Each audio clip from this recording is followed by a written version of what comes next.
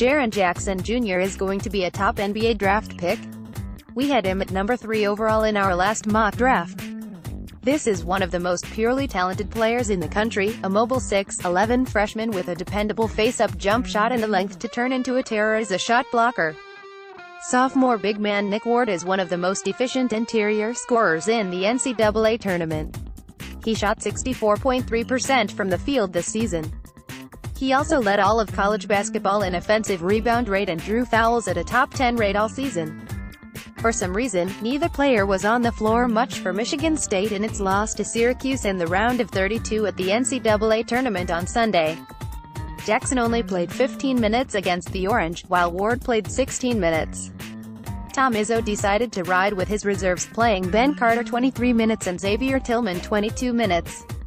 It was an indefensible coaching decision and it cost the Spartans in a year they were a legitimate national championship contender. Jackson should have been on the floor instead of Carter. Jackson wasn't playing well against Syracuse's zone, finishing with 2 points and 8 rebounds on 0 of 4 shooting from the field. It doesn't matter. He still should have been on the court over Carter and Tillman, especially to close the game. Izzo put Carter in the middle of the zone, and he was unable to make the Q's defense pay with a mid-range jump shot or quick pass. He never should have been in that situation. Carter is a 6th-year senior who averaged 0.6 points per game this season.